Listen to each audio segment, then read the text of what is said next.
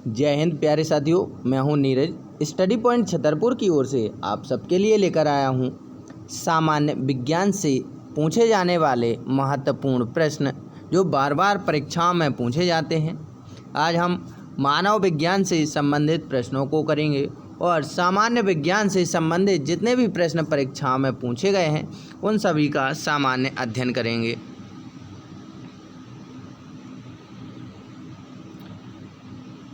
मानव शरीर से बनने वाले प्रश्न। मानव खोपड़ी में हड्डियों की संख्या होती है। तो मानव शरीर में हड्डियों की संख्या 8 होती है। मनुष्य का हृदय धड़कता है 72 बार प्रति मिनट। स्वस्थ मनुष्य की श्वसन दर कितनी होती है? तो स्वस्थ मनुष्य की श्वसन दर 16 से 18 बार होती है। मस्तिष्क के वजन की बात करें तो मस्तिष्क का वजन 1350 से 1400 ग्राम होता है। सबसे बड़ी हड्डी की बात करें तो फीमर यानी जो जांघ की हड्डी होती है ये सबसे बड़ी हड्डी होती है मानव शरीर में। सबसे छोटी हड्डी की बात करें कि सबसे छोटी हड्डी कौन सी होती है तो स्टेपीज नाम की हड्डी है और कान के मध्य भाग में पाई जाती है। सबसे मजबूत हड्डी की बात करें तो जबड़े की जो हड्डी होती है ये मानव शरीर की सबसे मजबूत हड्डी होती है। शरीर का सबसे कठोर तत्व एनामेल होता है, जो दांतों का भाग होता है ये शरीर का सबसे कठोर तत्व है। मनुष्य के सौंदर्य का अध्ययन कैलोलॉजी कहलाता है। सामान्य मनुष्य के रक्तचाप की बात करें तो 120 mmHg से 80 mmHg होता है मिलीमीटर, और Hg का मतलब होता है पारा। तो मनुष्य का सामान्य रक्तदाब 120 हाई और 80 लो। इससे अगर 120 से ज़्यादा होता है तो बीपी हाई हो जाता है और 80 से अगर नीचे जाता है तो बीपी लो हो जाता है। अगला प्रश्न, शरीर में रक्त परिभ्रमण में लगा समय 23 सेकंड होता है। हमारे शरीर में जितना भी रक्त है इसे एक बार हृदय से पंप करने के बाद ये पुनः हृदय में 23 सेकंड में वापस पहुंच जाता है। मानव शरीर में जल की मात्रा 65 से 80% होती है। रक्त की मात्रा शरीर के भार का 7% होती है। तो हमारे शरीर में रक्त की मात्रा जो है शरीर के भार का 7% होती है और मानव शरीर में जल की मात्रा 65 से 80% होती है। मनुष्य में रक्त की मात्रा की बात करें तो एक स्वस्थ मनुष्य में रक्त की मात्रा 5 से 6 लीटर होती है। मानव रक्त क्षारीय होता है जिसका pH मान 7.4 होता है। रक्त को शुद्ध कौन करता है? तो रक्त को शुद्ध किडनी के द्वारा किया जाता है और हिंदी में इसे वृक्क कहा जाता है।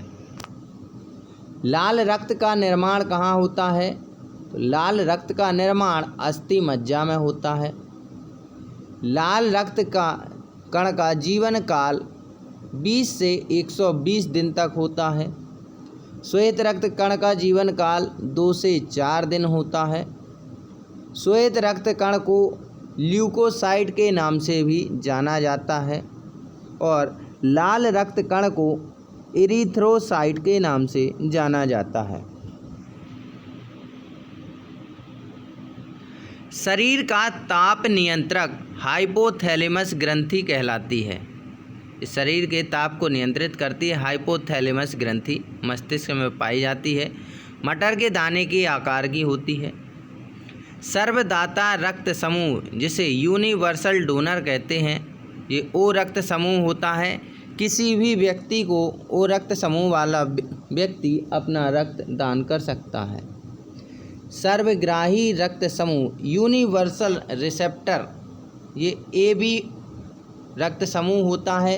ये किसी भी रक्त समूह वाले व्यक्ति से रक्त ले सकता है। ब्लड बैंक कहलाता है तो ब्लड बैंक प्लीहा को कहा जाता है जिसे स्प्लीन भी कहा जाता है। भोजन का पाचन कहाँ से प्रारंभ होता है? तो भोजन का पाचन मुख से प्रारंभ होता है। पचे हुए भोजन का अवशोषण कहाँ होता है? पचे हुए भोजन का अवशोषण छोटी आंत में होता है। पित्त जिसे बाइल कहते हैं कहाँ स्रावित होता है? तो पित्त स्रावित होता है यकृत के द्वारा यानी लीवर के द्वारा। शरीर की सबसे बड़ी ग्रंथि यकृत है।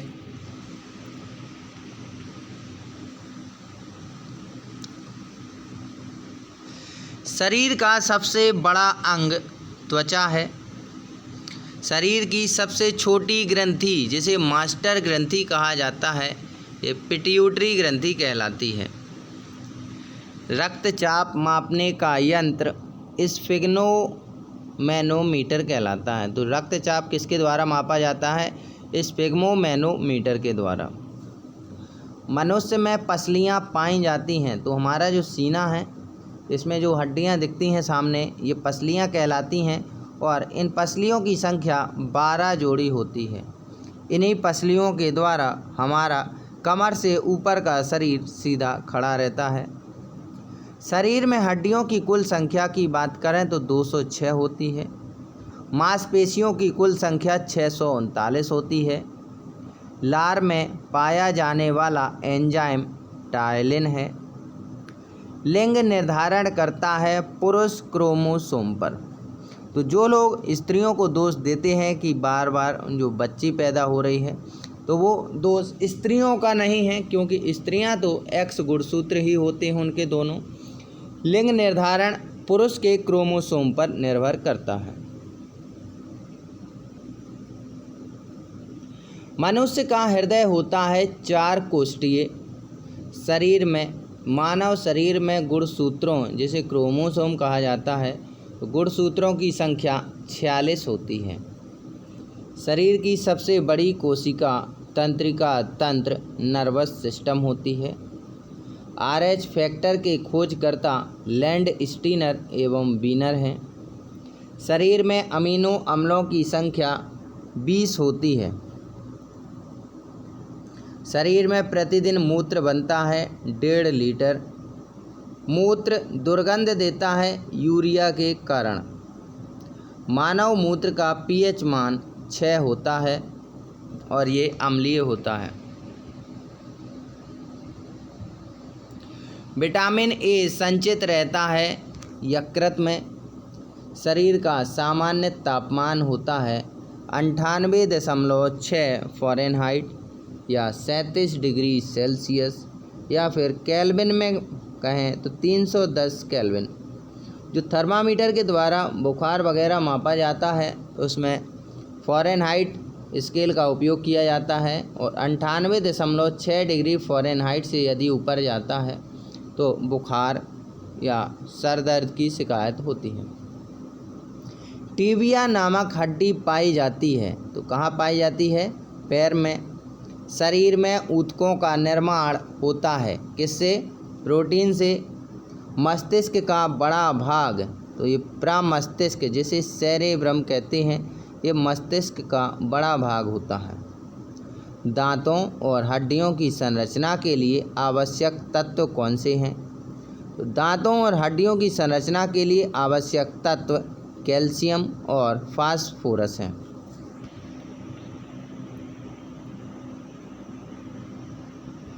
जीव एवं जंतु विज्ञान का जनक किसे कहा जाता है? तो अरस्तु को कहा जाता है। जीव विज्ञान शब्द का प्रयोग सर्वप्रथम किसने किया?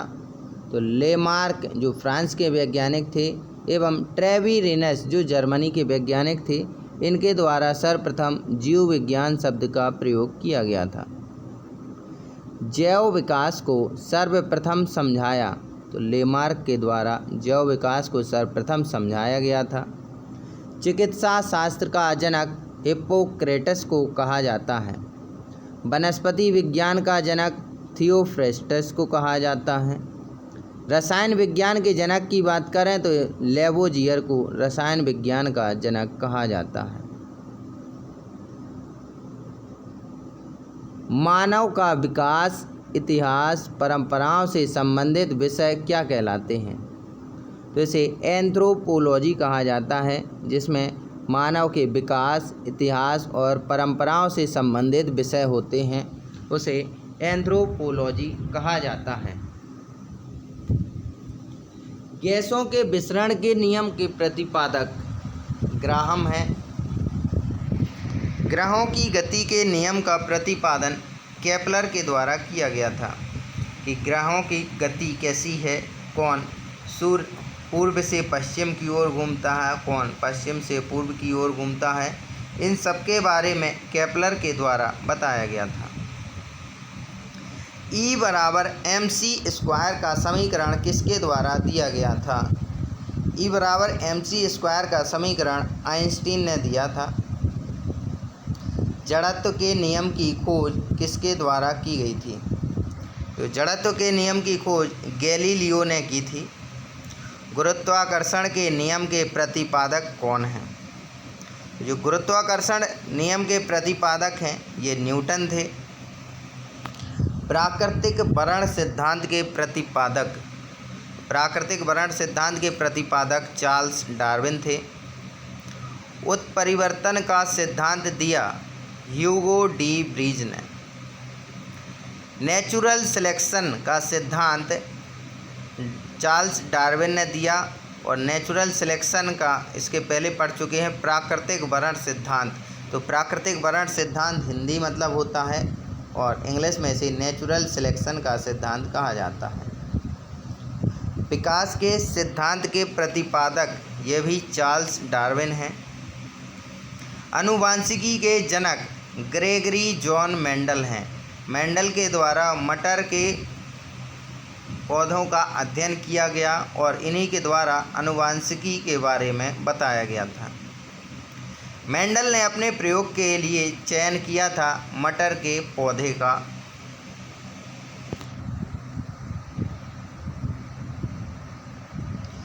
आनुवांशिकता के विज्ञान को आनुवांशिकी कहा जाता है। कहा था किसने? डब्ल्यू वाटसन के द्वारा आनुवांशिकता के विज्ञान को आनुवांशिकी कहा गया था। आनुवांशिकी उत्परिवर्तन होता है तो ये क्रोमोसोम में होता है। सर्वप्रथम जीन शब्द का प्रयोग किसने किया? सर्वप्रथम जीन शब्द का प्रयोग जोहानसन नामक वैज्ञानिक ने किया था। जीन अवस्थित होते हैं तो गुणसूत्रों में। एक जीन एक एंजाइम सिद्धांत को प्रतिपादित किया था बीडल एवं टेटम नाम के वैज्ञानिकों के द्वारा। खून का रंग लाल होता है हीमोग्लोबिन के कारण।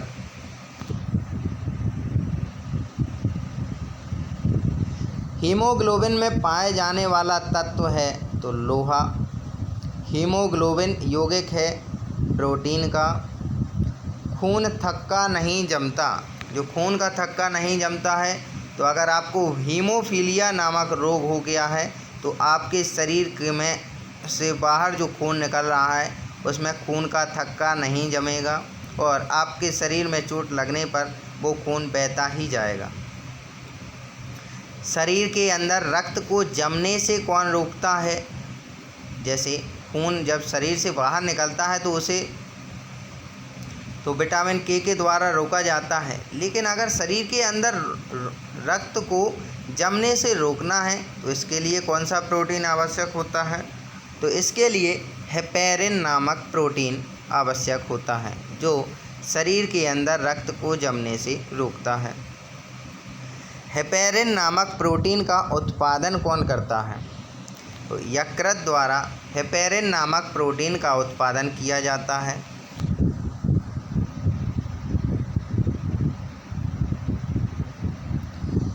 रक्त का अध्ययन क्या कहलाता है? रक्त का अध्ययन हेमेटोलॉजी कहलाता है। रक्त के थक्का बनने में सहायक कौन होता है? रक्त के थक्का बनने में सहायक प्लेटलेट्स होते हैं। प्लेटलेट्स की मृत्यु कहाँ होती है? प्लेटलेट्स की मृत्यु प्लीहा में होती है। रक्त का थक्का जमने में सहायक विटामिन कौन सा है? तो रक्त का थक्का जमने में सहायक विटामिन के है। जब आपको चोट लग जाती है तो रक्त बहने लगता है और विटामिन के की मदद से ही रक्त का थक्का जम जाता है और रक्त बहना बंद हो जाता है। रुधिर का तरल भाग क्या कहलाता है? रुधिर का तरल भाग प्लाज्मा कहलाता है। प्लाज्मा में जल का प्रतिशत कितना होता है? प्लाज्मा में जल का प्रतिशत 90% होता है। जो प्लाज्मा है इसमें 90% जल होता है। रक्त का कितना प्रतिशत भाग प्लाज्मा होता है? तो रक्त का 55% भाग प्लाज्मा बना होता है। पदार्थ की चौथी अवस्था प्लाज्मा कहलाती है। जैसे ठोस, द्रव और गैस, ये 3 अवस्थाएं थी, फिर प्लाज्मा को चौथी अवस्था माना गया है। रक्त में पाई जाने वाली धातु कौन सी है? तो रक्त में पाई जाने वाली धातु लोहा है। ब्लड बैंक कहलाता है। तो प्लीहा, स्प्लीन को ब्लड बैंक कहा जाता है क्योंकि यहीं रक्त का निर्माण होता है और प्लीहा में ही रक्त का समापन होता है। जैसे आरबीसी का कब्रगाह या शमशान प्लीहा को ही कहा जाता है। यहीं से ही ब्लड का निर्माण होता है और अंत में यहीं पर ब्लड का समापन होता है। ब्लड बैंक में रक्त को सुरक्षित रखा जाता है 40 डिग्री फ़ारेनहाइट पर। रक्त समूह होते हैं तो ए, बी, AB और O। तो A पॉजिटिव भी हो सकता है, नेगेटिव भी हो सकता है।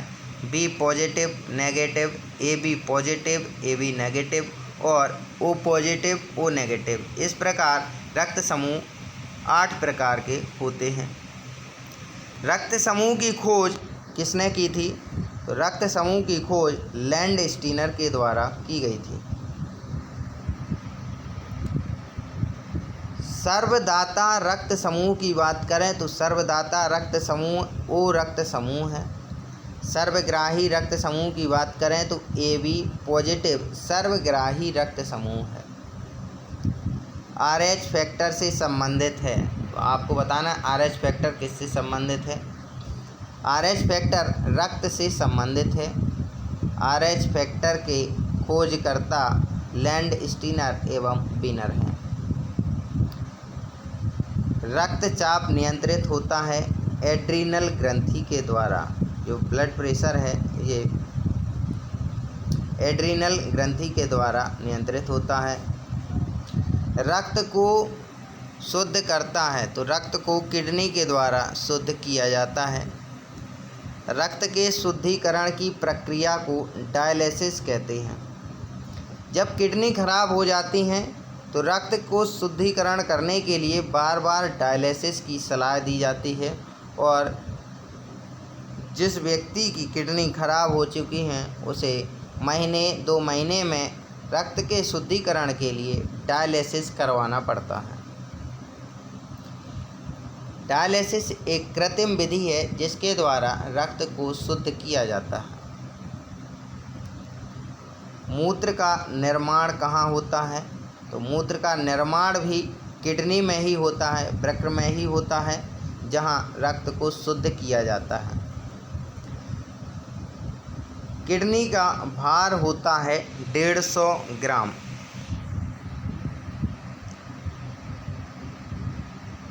जो मानव गुर्दा जिसे किडनी कहा जाता है, किडनी में बनने वाली पथरी बनी होती है कैल्शियम ऑक्जेलेट की। तो जो मानव गुर्दे में किडनी में पथरी बन जाती है एक कैल्शियम ऑक्जेलेट की बनी होती है और इस पथरी के बनने के कारण मानव मूत्र में जैसे बाथरूम वगैरह जाने में परेशानी होती है। रक्त का pH मान कितना होता है? रक्त का pH मान 7.4 होता है। रक्त दाब मापने वाला यंत्र स्फिग्मोमैनोमीटर होता है। सर्वप्रथम रक्त परिसंचरण तंत्र का अध्ययन विलियम हार्वे के द्वारा किया गया था। शरीर से हृदय की ओर रक्त ले जाने वाली रक्त वाहिनियाँ क्या कहलाती हैं? जो शरीर से हृदय की ओर रक्त ले जाती हैं उन रक्त वाहिनियों को सिरा कहा जाता है, और जो हृदय से शरीर की ओर रक्त ले जाने वाली रक्त वाहिनियाँ हैं उन्हें धमनी कहा जाता है। हृदय की धड़कन का नियंत्रक पेसमेकर कहलाता है। जो जब आप दौड़ करते हैं या आपको किसी बात की चिंता हो जाती है तो आपकी हृदय की धड़कन तेज़ हो जाती है, और हृदय की धड़कन को नियंत्रित करने के लिए पेसमेकर का उपयोग होता है। तो हृदय की धड़कन का नियंत्रक पेसमेकर होता है। जराविक 7 क्या है? तो जराविक 7 एक कृत्रिम हृदय है। शरीर में ऑक्सीजन का परिवहन किसके द्वारा होता है? शरीर में ऑक्सीजन का परिवहन रक्त द्वारा धमनी रक्त वाहिनियों में होता है। पित्त होता है, तो जो पित्त है ये पीले हरे रंग का क्षारीय द्रव होता है। पित्त का पीएच मान 7.7 ये क्षारीय होता है। पित्त स्रावित होता है यकृत द्वारा। यकृत जिसे लीवर कहा जाता है, यकृत में भविष्य के लिए कौन सा विटामिन भंडारित रहता है? Vitamin A. जब भी आपको विटामिन ए की कमी महसूस होगी तब यकृत लीवर के द्वारा विटामिन ए को प्रदान किया जाता है।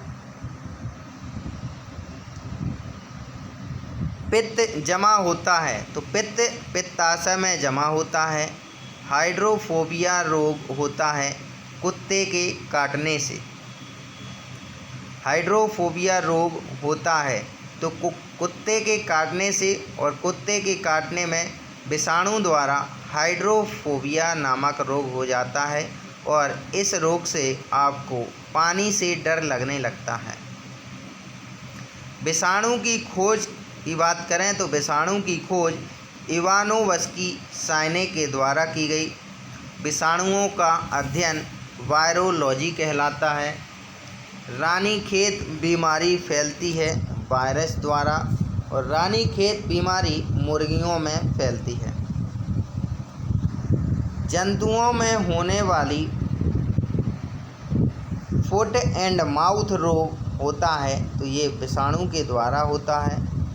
तो जंतुओं में मुंह एवं फुट और माउथ रोग हो जाता है कि वो चल नहीं पाते हैं और खाना नहीं खा पाते हैं, तो ये भी विषाणु के कारण होते हैं। कवकों का अध्ययन क्या कहलाता है?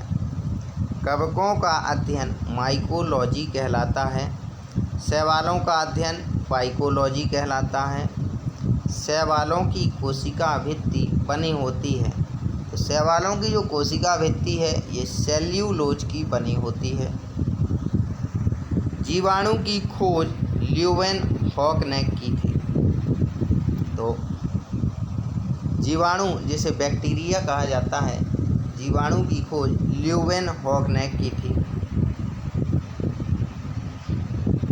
ध्वनि का वेग सर्वाधिक होता है, तो जो ध्वनि का वेग है ये ठोसों में सर्वाधिक होता है।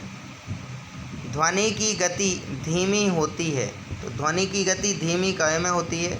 हवा में। और ध्वनि की गति सबसे तेज स्टील में होती है। ध्वनि की चाल की बात करें तो 760 मील प्रति घंटा होती है। ताप बढ़ने से ध्वनि की चाल बढ़ती है। वायु है, तो वायु गैसों का मिश्रण है। वायु उदाहरण है तो गैस का गैस में विलयन। हवा में ध्वनि की बात करें तो 332 मीटर प्रति सेकंड होती है।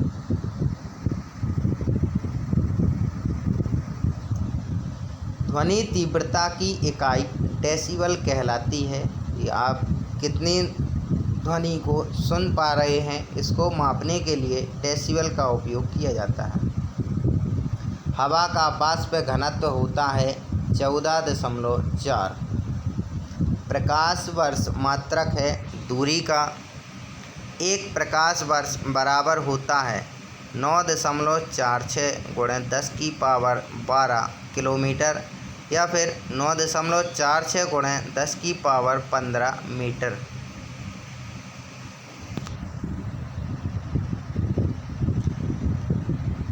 दूरी मापने की सबसे बड़ी इकाई पारसेक होती है।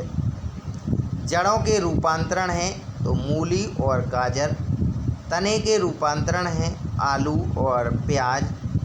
पिट्यूटरी ग्रंथि पाई जाती है तो मस्तिष्क में मास्टर ग्रंथि कहलाती है। पिट्यूटरी ग्रंथि, जिसे पीयूष ग्रंथि भी कहते हैं।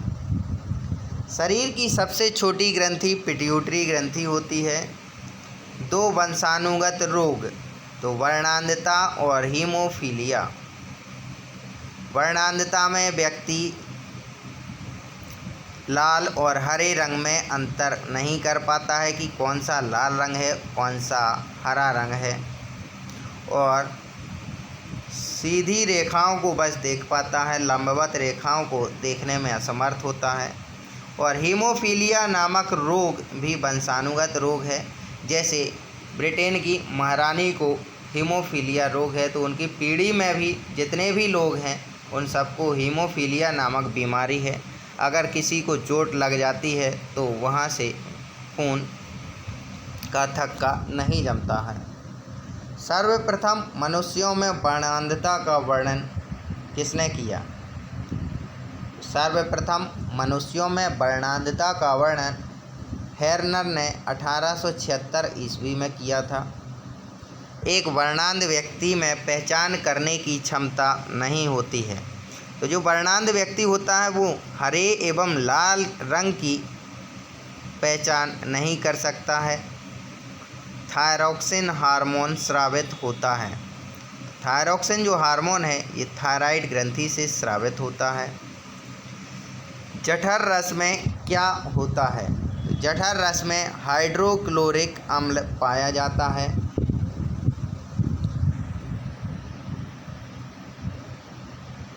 लाइकेन में परस्पर सहजीवी मौजूद होते हैं। तो लाइकेन में परस्पर सहजीवी कवक और शैवाल होते हैं। लाइकेन का मतलब होता है काई, जो पानी में लगी रहती है। प्रोटीन का पाचन होता है। प्रोटीन का पाचन छोटी आंत में होता है। मनुष्य में पाचन प्रारंभ होता है मुख से। पचे हुए भोजन का अवशोषण होता है छोटी आंत में। लार में पाया जाने वाला एंजाइम टायलिन है। टिबिया नामक हड्डी टांग में पाई जाती है।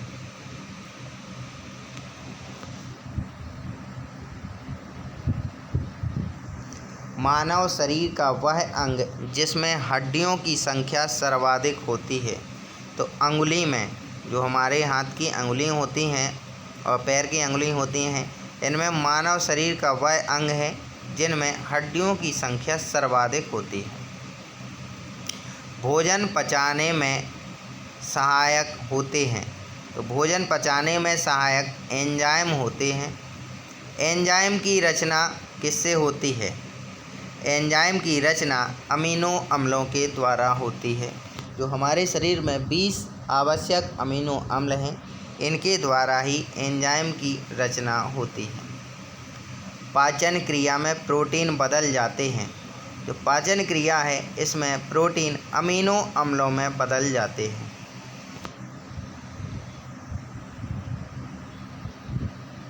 आहार नाल में स्टार्च के पाचन में अंतिम उत्पाद क्या बनता है? तो हमारे आहार नाल में स्टार्च के पाचन में अंतिम उत्पाद माल्टोज बनता है। शरीर में अमीनो अम्लों की संख्या कितनी होती है? शरीर में अमीनो अम्लों की संख्या 20 होती है। शरीर में ऊतकों का निर्माण कहाँ होता है? शरीर में ऊतकों का निर्माण प्रोटीन से होता है। और शरीर में ऊतकों के निर्माण में सबसे ज़्यादा सहायक पनीर होती है। हड्डियों और दांतों के निर्माण के लिए आवश्यक तत्व है। हड्डियों और दांतों के निर्माण के लिए आवश्यक तत्व कैल्शियम एवं फास्फोरस होता है। भोपाल गैस कांड में रिसाव हुआ था मिथाइल आइसोसाइनाइड का। तो भोपाल गैस कांड 2-3 दिसंबर 1984 को हुआ था और इस रिसाव में मिथाइल आइसोसाइनाइड नामक गैस का रिसाव हुआ था। काला हीरा तथा काला सीसा किसे कहते हैं? काला हीरा कार्बोनेडो को और काला सीसा ग्रेफाइट को कहा जाता है। जीवन रक्षक हार्मोन क्या कहलाता है? जीवन रक्षक हार्मोन को एड्रीनल कहा जाता है। पौधों का मुख्य प्रकाश संश्लेषी अंग कौन सा है? तो पौधों का मुख्य प्रकाश संश्लेषी अंग पत्ती होता है, क्योंकि पौधों में प्रकाश संश्लेषण की क्रिया पत्ती के द्वारा ही होती है। पत्तियों का रंग हरा क्यों होता है? तो पत्तियों में क्लोरोप्लास्ट जो हरित लवक होता है, इसकी उपस्थिति के कारण पत्तियों का रंग हरा होता है। पत्तियों का रंग पीला क्यों होता है? तो पत्तियों का रंग पीला होने का कारण कैरोटीन के निर्माण के कारण होता है। पर्णहरित जिसे क्लोरोफिल कहा जाता है, तो पर्णहरित में उपस्थित मुख्य धातु कौन सी है? पर्णहरित में उपस्थित मुख्य धातु मैग्नीशियम होती है। वायुमंडल में ऑक्सीजन की मात्रा संतुलित होती है। तो जो वायुमंडल में ऑक्सीजन की मात्रा संतुलित बनी रहती है प्रकाश संश्लेषण के द्वारा।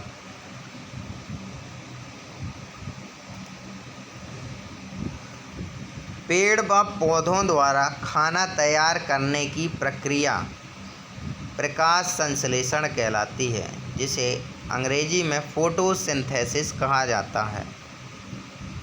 प्रकाश संश्लेषण के लिए आवश्यक है कार्बन डाइऑक्साइड जो हमारे द्वारा त्यागी जाती है, जल, क्लोरोफिल और सूर्य का प्रकाश।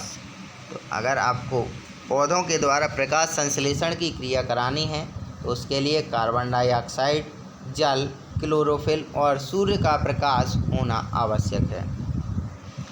प्रकाश संश्लेषण की क्रिया सबसे अधिक होती है लाल रंग के प्रकाश में। जब सूर्य उदय और सूर्य अस्त होता है तब प्रकाश संश्लेषण की क्रिया सबसे अधिक होती है।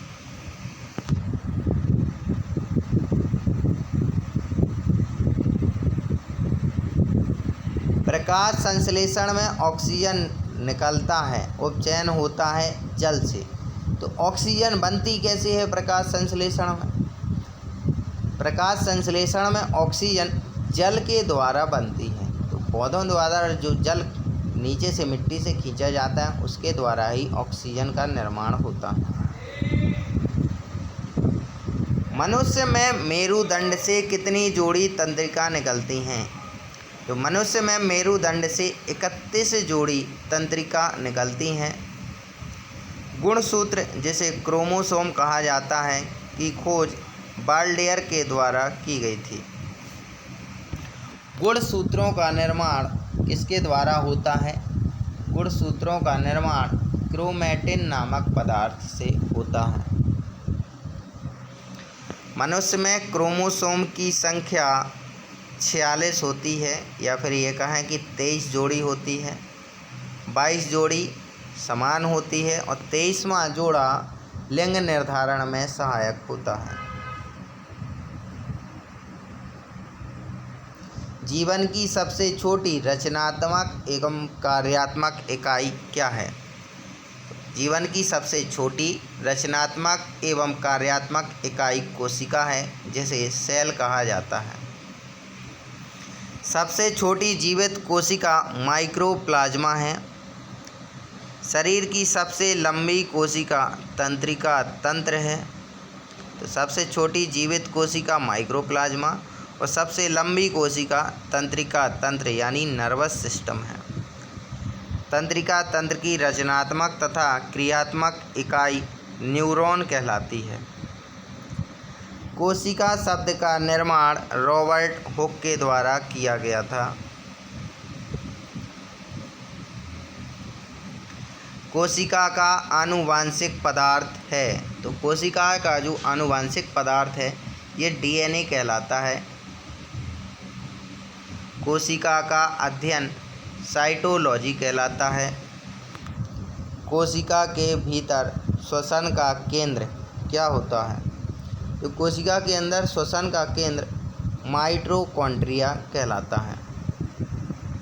समसूत्री विभाजन होता है कायिक कोशिकाओं में। जो कायिक कोशिकाएं होती हैं इनमें समसूत्री विभाजन होता है।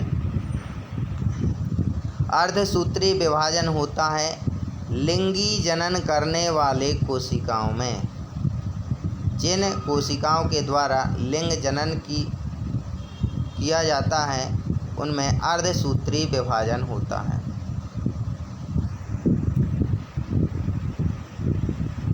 स्तंभ कंद, धन कंद, शल्क कंद तथा प्रकंद का उदाहरण है। तो स्तंभ कंद आलू का उदाहरण है, धन कंद प्याज का, शल्क कंद अदरक तथा प्रकंद हल्दी के उदाहरण हैं। अमरूद, अंगूर, शरीफा तथा टमाटर के खाने योग्य भाग हैं। तो अमरूद, अंगूर, शरीफा तथा टमाटर के खाने योग्य भाग फल भित्ति हैं। आम, पपीता तथा बेर के खाने योग्य भाग ये मध्य फल भित्ति होते हैं, मतलब छिलका और गुठली को अलग कर दिया जाता है। पपीते में कहो कि गुठली होती है तो पपीते में बीज तो होती है।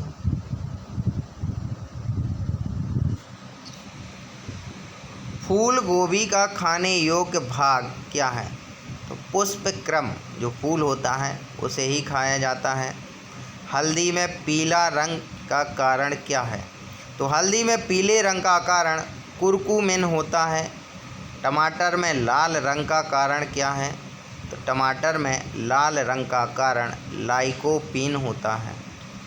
अदरक तथा आलू के खाने योग्य भाग क्या हैं? तो ये तना होता है। दूध में पाई जाने वाली शर्करा का नाम क्या है?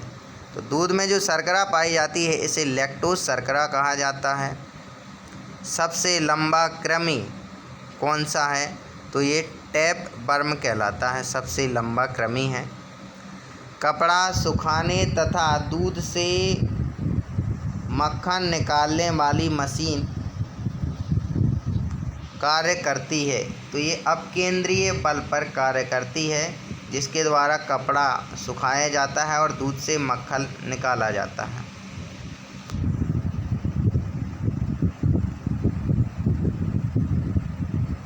दूध से क्रीम निकालने पर घनत्व पर क्या प्रभाव पड़ता है? यदि आप दूध से क्रीम निकालते हैं तो घनत्व बढ़ जाता है। एक अश्व शक्ति बराबर होती है 746 वाट की। जल का घनत्व अधिकतम तथा आयतन न्यूनतम होता है 4 डिग्री सेल्सियस पर। जब पानी ठंडा होने लगता है, मतलब वो 0 डिग्री सेल्सियस की ओर जाने लगता है, तब जल का घनत्व अधिकतम और आयतन न्यूनतम होता है। मतलब घनत्व ज़्यादा होगा और आयतन मतलब वो कम छोटे बर्तन में भी समाहित हो जाएगा, लेकिन उसका घनत्व अधिकतम होगा 4 डिग्री सेल्सियस पर। मूल रंग कहलाते हैं, तो मूल रंग नीला, लाल और हरा है, और इन्हीं 3 रंगों के द्वारा विश्व में सभी रंगों का निर्माण हुआ है। इंद्रधनुष का निर्माण किन किन प्रक्रियाओं के द्वारा होता है? इंद्रधनुष का निर्माण प्रकाश के पूर्ण आंतरिक परावर्तन, अपवर्तन और वर्ण विक्षेपण के द्वारा होता है। इंद्रधनुष में कितने रंग होते हैं? इंद्रधनुष में 7 रंग होते हैं। इंद्रधनुष में बीच का रंग कौन सा होता है? तो बीच का रंग हरा होता है। प्रकाश का रंग निश्चित होता है तरंग दैर्ध्य के द्वारा। वेधन क्षमता सर्वाधिक होती है गामा किरणों के द्वारा। वेधन क्षमता गामा किरणों की सर्वाधिक होती है। परावैंगनिक किरणों की खोज किसके द्वारा की गई थी? जो परावैंगनिक किरणें हैं इनकी खोज रिटर के द्वारा की गई थी। सबसे अधिक तथा सबसे कम तरंगदैर्घ्य किसका होता है? सबसे अधिक तथा सबसे कम तरंगदैर्घ्य लाल तथा बैंगनी रंग का होता है, जिसमें सबसे अधिक तरंगदैर्घ्य लाल का तथा सबसे कम तरंगदैर्घ्य बैंगनी रंग का होता है। प्रकाश का तरंगदैर्घ्य होता है, तो प्रकाश का तरंगदैर्घ्य 3900 एंगस्ट्रॉम से 7800 एंगस्ट्रॉम के बीच होता है।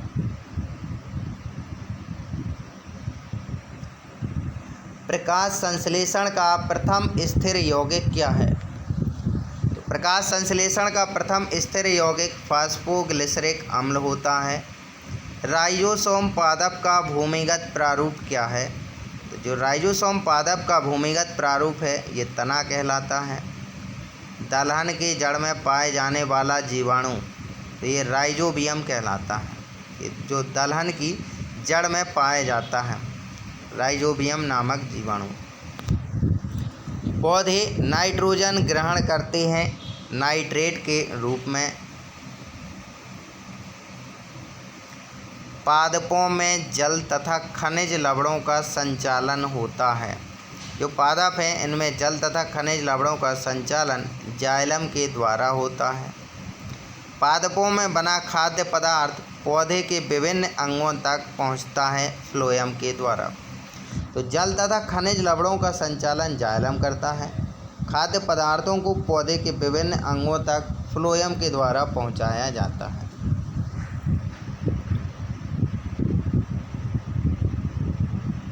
वह यंत्र जिसके द्वारा तने की वृद्धि दर नापी जाती है क्या कहलाती है? तो वह यंत्र जिसके द्वारा तने की वृद्धि दर मापी जाती है ऑक्जेनोमीटर कहलाती है। आत्महत्या की थैली क्या कहलाती है? जो आत्महत्या की थैली है इसे लाइसोसोम कहा जाता है। तो आरबीसी की कब्रगाह लाइसोसोम कहलाती है। लाइसोसोम की खोज किसके द्वारा की गई थी? लाइसोसोम की खोज डी डुवे ने वर्ष 1958 में की थी। प्रोटीन की फैक्ट्री लाइसोसोम को कहा जाता है।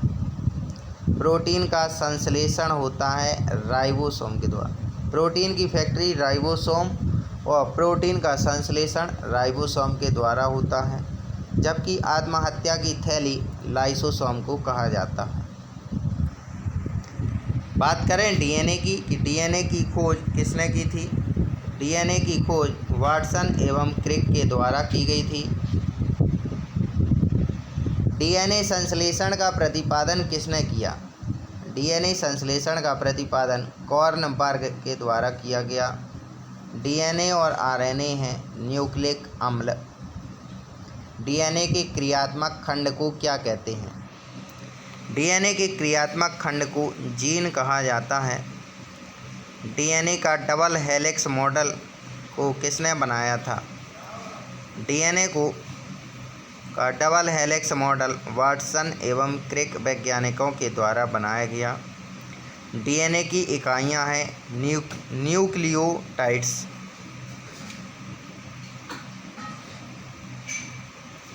सर्वप्रथम प्रयोगशाला में जीन का संश्लेषण किसके द्वारा किया गया था? तो भारतीय डॉक्टर हैं ये हरगोविंद खुराना, इनके द्वारा सर्वप्रथम प्रयोगशाला में जीन का संश्लेषण किया गया था। पुरुष व स्त्री जीन संगठन होता है। तो पुरुष में XY क्रोमोसोम होते हैं तथा स्त्री में XX क्रोमोसोम होते हैं। 22 जोड़ी गुणसूत्र एक समान होते हैं पुरुष और स्त्री में। 23वां जोड़ा पुरुष में जो XY होता है ये लिंग निर्धारण के लिए होता है। एक लड़का पिता से क्रोमोसोम पाता है Y+Y और बच्चे का लिंग निर्धारण होता है पिता के गुणसूत्र XY द्वारा। पैतृकता सिद्ध करने में सहायक है? तो डीएनए और फिंगरप्रिंटिंग टेस्ट। तो पैतृकता सिद्ध करने में सहायक है कि पिता और बच्चे में संबंध डीएनए और फिंगरप्रिंटिंग टेस्ट के द्वारा पता किया जा सकता है। मधुमेह रोग होता है इंसुलिन की कमी से। इंसुलिन की खोज किसने की थी? इंसुलिन की खोज वेंटिंग एवं बेस्ट के द्वारा की गई।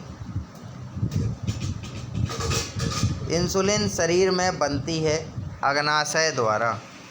इंसुलिन की खोज कहें तो वेंटिंग एवं बेस्ट ने की। इंसुलिन शरीर में बनती है अग्नाशय द्वारा।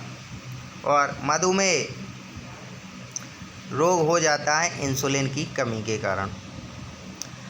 ब्रोंकाइटिस एक रोग है। तो ब्रोंकाइटिस बताना है किसका रोग है? ये श्वास नली का रोग है। पेप्सिन का एक उदाहरण है। तो एंजाइम पेप्सिन का एक उदाहरण है। दूध में नहीं पाया जाने वाला विटामिन कौन सा है? तो विटामिन सी दूध में नहीं पाया जाता। टॉक्सिन है। टॉक्सिन एक जहरीला पदार्थ है। प्लाज्मोडियम परजीवी है। प्लाज्मोडियम परजीवी मलेरिया रोग का है। मलेरिया रोग का वाहक मादा एनाफ्लीज मच्छर होती है। मलेरिया रोग में प्रभावित अंग तो ये प्लीहा होता है, जिसे तिल्ली कहा जाता है। तो मलेरिया रोग में प्लीहा अंग प्रभावित होता है। मानव मूत्र में उत्सर्जित होता है। तो मानव मूत्र में उत्सर्जित विटामिन सी होता है। विटामिन सी आपके द्वारा जैसे नींबू वगैरह खाया गया है, तो खट्टे फल खाए गए हैं, तो विटामिन सी आपको प्राप्त हुआ है। और जैसे ही मानव के द्वारा मूत्र का उत्सर्जन किया गया है, विटामिन सी नष्ट हो जाता है। मूत्र का पीएच मान कितना होता है? मूत्र का पीएच मान 6 होता है, अम्लीय है। मूत्र का रंग पीला होता है यूरोक्रोम के कारण। मेढक के हृदय में होते हैं। तो मेढक के हृदय में 3 भाग होते हैं। मनुष्य के हृदय में कितने प्रकोष्ठ होते हैं? मनुष्य का हृदय कितने भागों में बटा होता है? तो 4 भागों में बटा होता है। रक्त के प्रवाह को रोकने के लिए किसका उपयोग किया जाता है? तो रक्त के प्रवाह को रोकने के लिए फेरिक क्लोराइड का उपयोग किया जाता है। शरीर में प्रचुर मात्रा में पाया जाने वाला तत्व ऑक्सीजन है, क्योंकि शरीर का 65 से 80% भाग जल से बना है, इसलिए शरीर में प्रचुर मात्रा में पाया जाने वाला तत्व ऑक्सीजन है। मनुष्य के शरीर में जल होता है 65 से 80%। मानव शरीर का सामान्य ताप 98.6 डिग्री फ़ारेनहाइट 37 डिग्री सेल्सियस या फिर 310 केल्विन होता है।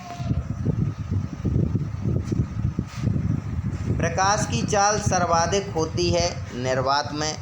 प्रकाश वेग को सर्वप्रथम ज्ञात किया रोमर नाम के वैज्ञानिक ने। निर्वात में प्रकाश की चाल 3 × 10⁸ मीटर पर सेकंड होती है। अंतरिक्ष यात्री को आकाश काला दिखाई देता है सूर्य प्रकीर्णन के कारण। समुद्र का जल नीला दिखाई देता है प्रकाश के प्रकीर्णन के कारण। तारे टिमटिमाते हैं प्रकाश अपवर्तन के कारण। रेटिना पर बना प्रतिबिंब होता है, ये वास्तविक होता है, उल्टा तथा वस्तु से छोटा होता है। रेटिना जो हमारी आँख में पाई जाती है, इस पर जो हम सामने वस्तु देखते हैं, इसका प्रतिबिंब वास्तविक बनता है, उल्टा बनता है और वस्तु से छोटा बनता है। और कुछ ही सेकंड में, सेकंड के 1/100वें भाग में इस प्रतिबिंब को सीधा करके मस्तिष्क तक पहुंचा दिया जाता है।